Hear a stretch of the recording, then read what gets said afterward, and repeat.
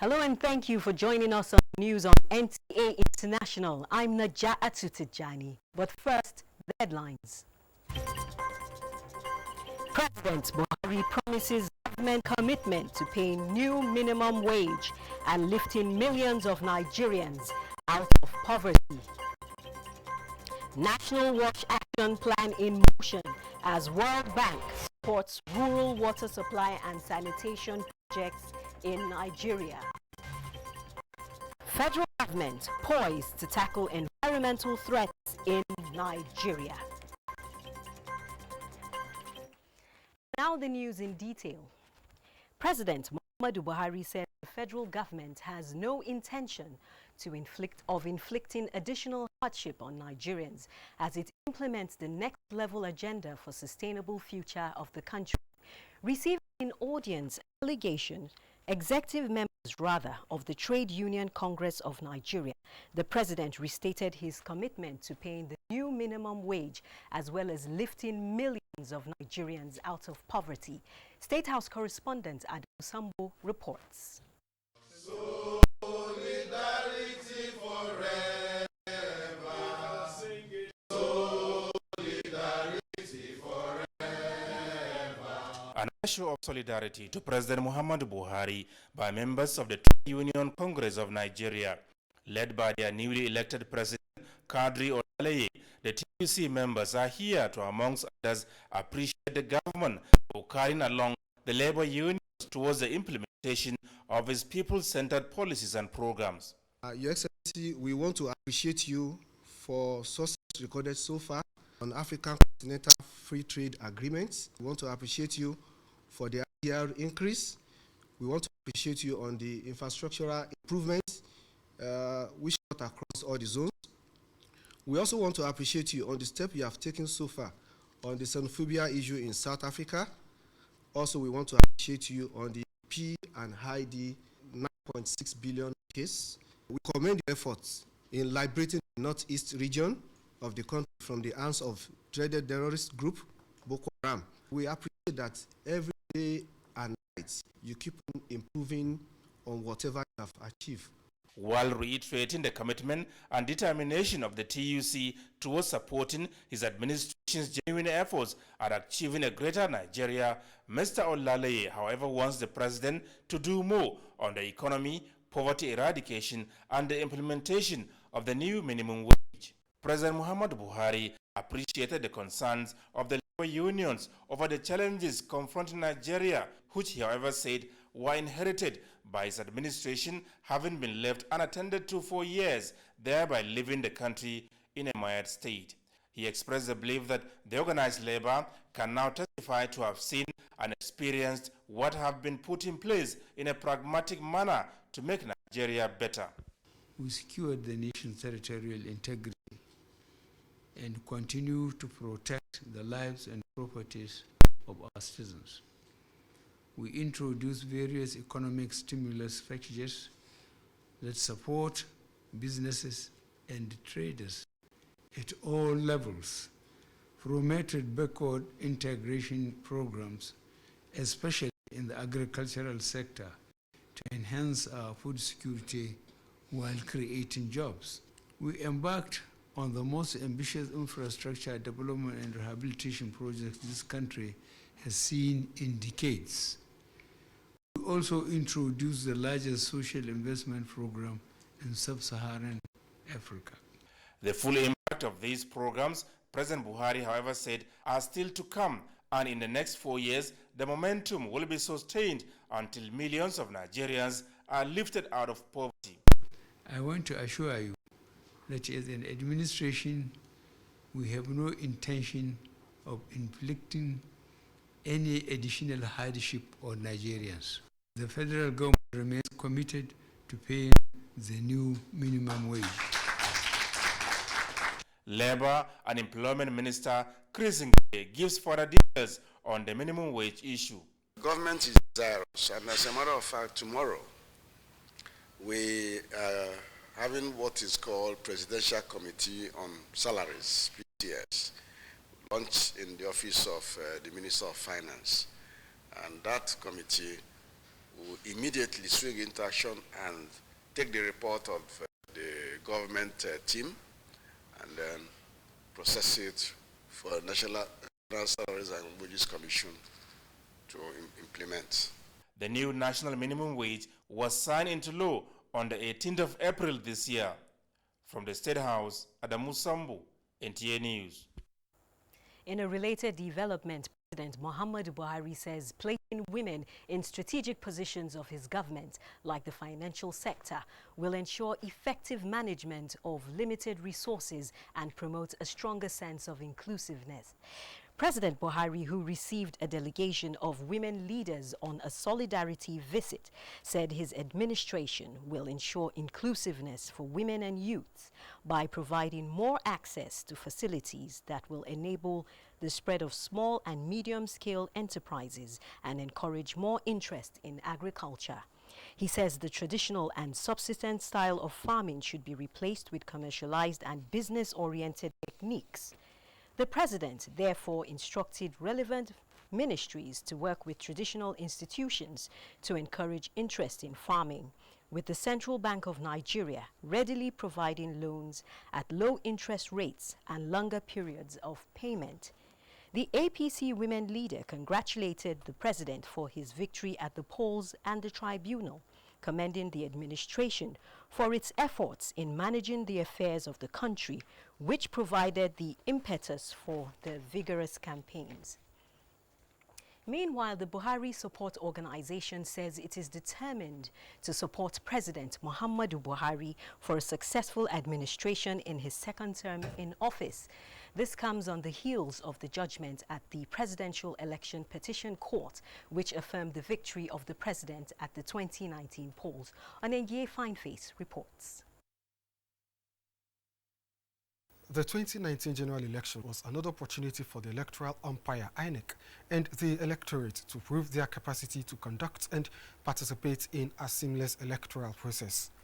After what is described as a largely credible process, victors emerged, while aggrieved parties sought legal redress in elections petition tribunals. For supporters of President Muhammadu Buhari, victory at the elections petition court is a reaffirmation of the choice of Nigerians expressed at the polls. We are supposed to come in and exhibit what good governance is all about. That is what we have campaigned on. Our promise has been that we are going to bring in a change. Former leader of the organization and Minister of Environment, Mahmoud Abubakar, sees this victory as an opportunity to deliver good governance to all Nigerians. He is not just qualified, but eminently qualified. We knew that. That's why we went everywhere, nooks and corners of this country to tell people that this is somebody that is qualified, compassionate, honest, and incorruptible. Having achieved its objective of electoral victory for the president, the group says it would transmute into an organization for good governance with focus on patriotism and value reorientation for all Nigerians. In Abuja, Onengiye Fineface, NTA News. The Minister of Information and Culture, Lai Mohammed, has asked the PDP and its presidential candidate in the last elections to apologize to Nigerians for willfully distracting the President Muhammadu Buhari administration with a frivolous election petition instead of appealing the ruling of Wednesday's Presidential Election Petition Tribunal. In a statement issued in St. Petersburg, Russian Federation, the minister said, quote, while the PDP and its candidate, Atiku Abubakar, reserve the right to pursue their petition to the highest level, they would serve better by dropping their toga of desperation. Lai Mohammed adds that Nigerians are tired of this orchestrated distraction and would rather the opposition, having lost at the polls and in court, joined hands with the government to move Nigeria to the next level. This is more so that the judgment validating the re-election of President Muhammadu Buhari was unanimous that the petition lacked merit and failed to prove any of the grounds upon which their case was anchored, and that President Buhari is eminently qualified to contest the polls. Lai Mohammed maintains that instead of casting aspersion on the judiciary with their reaction to the ruling of the tribunal, the PDP and its candidates should be grateful that they are not being prosecuted for coming to court with fraudulently obtained evidence. The statement further notes that it is intriguing that a party that trumpets the rule of law at every turn will present in open court evidence it claims to have obtained by hacking into a supposed INEC server, not realizing it is a criminal act for which they are liable. Instead of threatening to head to the Supreme Court, they should be sorry for allowing desperation to overwhelm their sense of reasoning. Lai Mohammed maintains that enough is enough. He, however, commends the tribunal for not only doing justice to the case, but for explaining in painstaking detail, which lasted hours, how it arrived at its judgment. The Northern States Governors Forum has formally adopted the National Livestock Transformation Plan with a resolution to implement the entire roadmap of the plan in all member states. The chairman of the forum, Simon Bakolalong, disclosed this after an emergency meeting of the forum in Kaduna. Details will come in our subsequent bulletin. Now, the National Wash Action Plan is in motion as the World Bank has offered to support the implementation of the proposed sustainable rural water supply and sanitation projects in Nigeria. The Water Resources Minister, Suleiman Adamu, gave the good news in Abuja at the first National Stakeholders Consultation Workshop on the Nigerian Rural Wash Project. Musbao and Wahab reports. It's now properly documented. The chunk of the 57 million Nigerians who lack access to safe water and the 130 million using unimproved sanitation are in the rural areas of the country. This World Bank report on Nigeria's rural wash services, access and sustainability captures the reality and shows the primary bottlenecks that must be addressed to fix this sector. Water Resources Minister Suleiman Adamu maintains that this is what the Partnership for Expanded Water Supply, Sanitation and Hygiene (PWASH) set out to achieve, with the possibility of 100% coverage even before the SDGs deadline of 2030. Federal government and development partners are strengthening the tie, and the result is imminent. The World Bank has graciously considered our request and is preparing a project in support of the PWASH program with an investment worth $350 million to deliver sustainable and safe water and sanitation to millions of Nigerians. Programs that we support are not going to be aimed at reaching thousands. They have to reach millions to make a difference. But then, for state government to also benefit from the credit facility and other assistance, there are criteria to be met. State government must look at their situation, assess where they are currently, and declare state of emergency, just like Mr. President has done on behalf of the country nationally. Already, the Federal Ministry of Water Resources says 24 states have signed up to be part of PWASH, while the initiative has taken off in Ogun and Kano State, with over 700 water facilities currently being constructed or rehabilitated. In Abuja, Musbao and Wahab, NTA News. Similarly, plans are underway to tackle environmental threats and challenges in Nigeria through the coordination of the operations of all agencies in the Federal Ministry of Environment. Now, how can this be achieved? This is the big question which the management of the ministry is determined to answer in an ongoing retreat in Abuja. Onengie Fineface reports. Environmental challenges confronting Nigeria at the moment include flooding, erosion, deforestation, desertification, gas flaring, hydrocarbon pollution, soot, among others. Providing solutions to these environmental challenges informed the retreat organized by the Federal Ministry of Environment.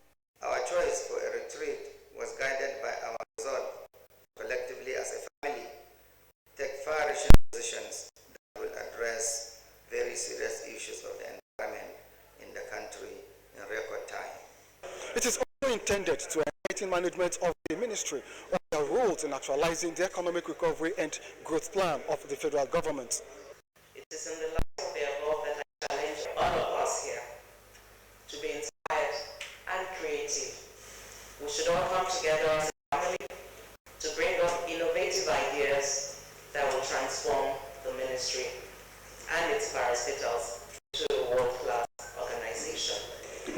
measurable traits expected outcomes include specific policy direction and focus to provide solutions and deploy opportunities to solve environmental challenges in Nigeria. In Abuja, Onengiye Fineface, NTA News. You're watching the news on NTA International Abuja. There will be more reports after these messages. Rains are here again. Floods are ravaging. Why? As residents of FCT have made some wrong choices. Dumping refuse in water channels, building on waterways, damaging water lines. The consequences of flooding can be devastating. Lives are lost. Properties are damaged. People are displaced. Farmlands are destroyed. Don't make wrong choices. Don't build on floodplains. Don't dump refuse in waterways. Don't damage water lines. Clear all refuse in waterways around your premises. Together, we can safeguard lives and property. Do the right thing now. For emergencies, please call 11223.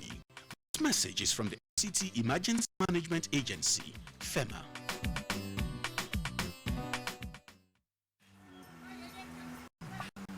You! And are you at the talk? Be you now. It's a day mind, Abi. The person when they go help us. Baba Rosa Shangalo, Oganekova, Mr. Sabi. And you don't think carry love this one.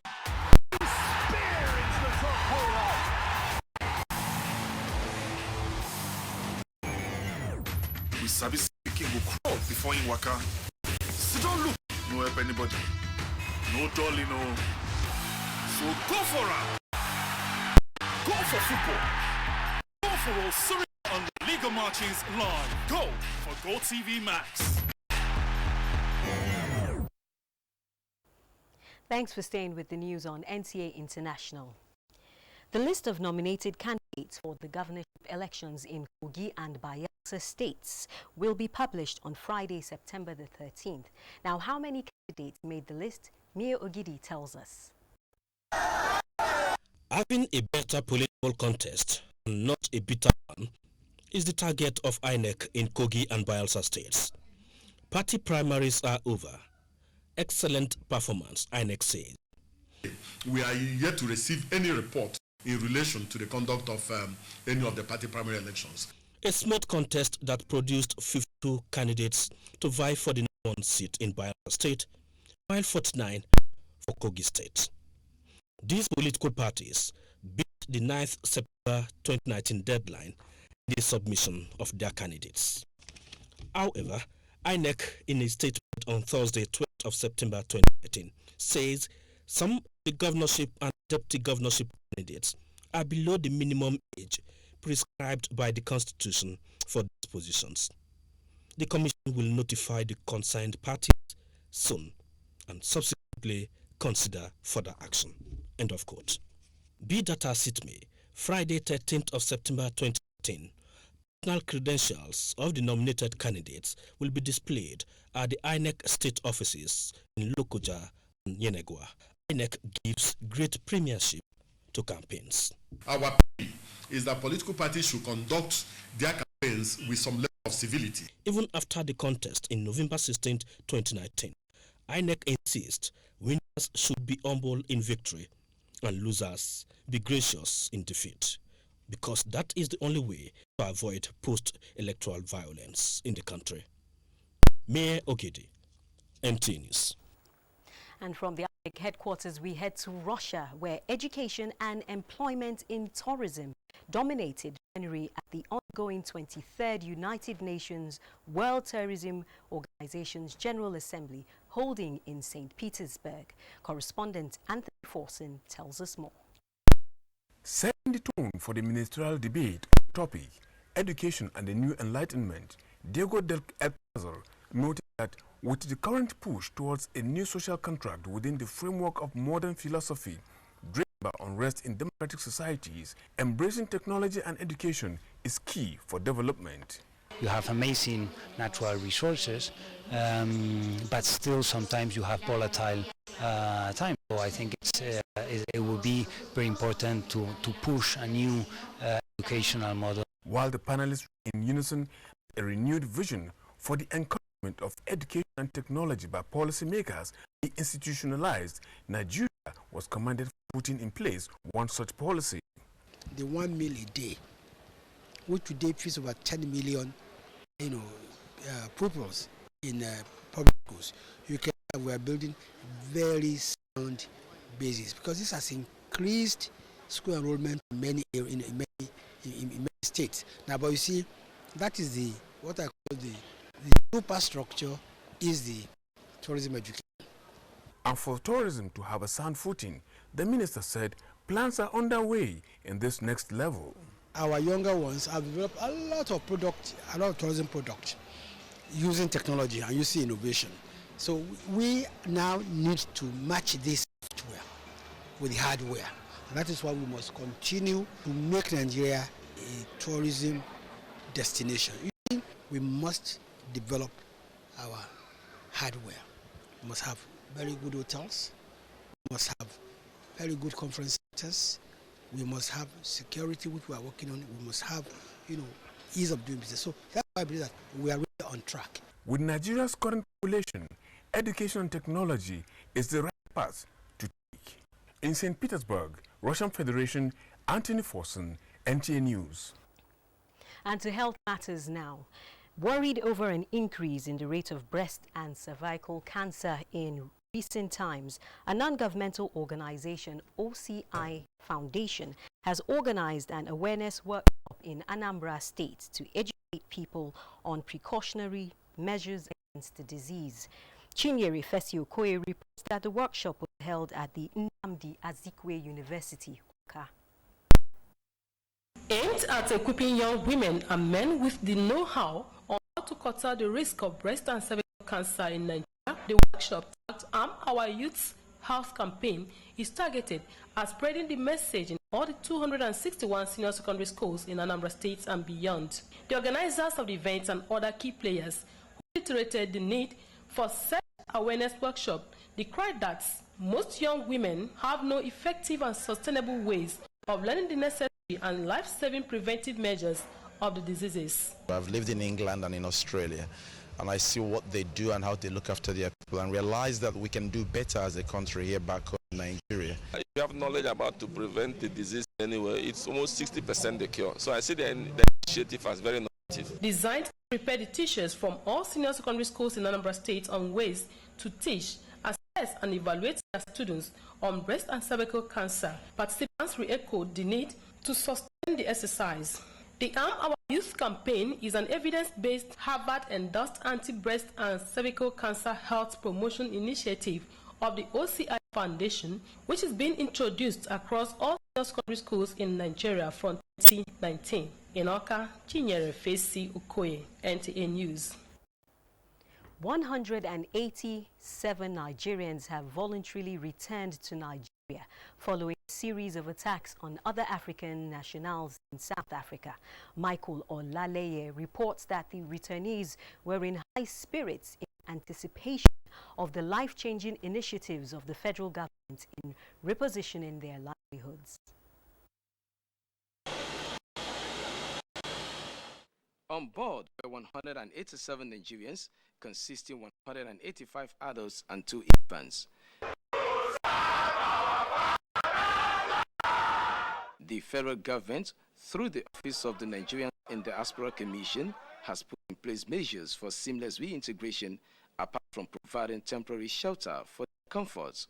We're glad that Mr. President gave this instruction and they're all back home. And it's about the beauty of us as Nigerians, that no matter what, we are one united country, and we continue to stand by one another and defend one another. And in the words of Mr. President, the life of every Nigerian matters. The government has directed that the losses should be counted so that at the end of the day, the government will know the magnitude of the loss and know how to press for compensation. Between 1995 and 2019, there have been 10 serious cases of xenophobic attacks in South Africa, which the returnees say is dehumanizing and inimical to achieving peace in the continent.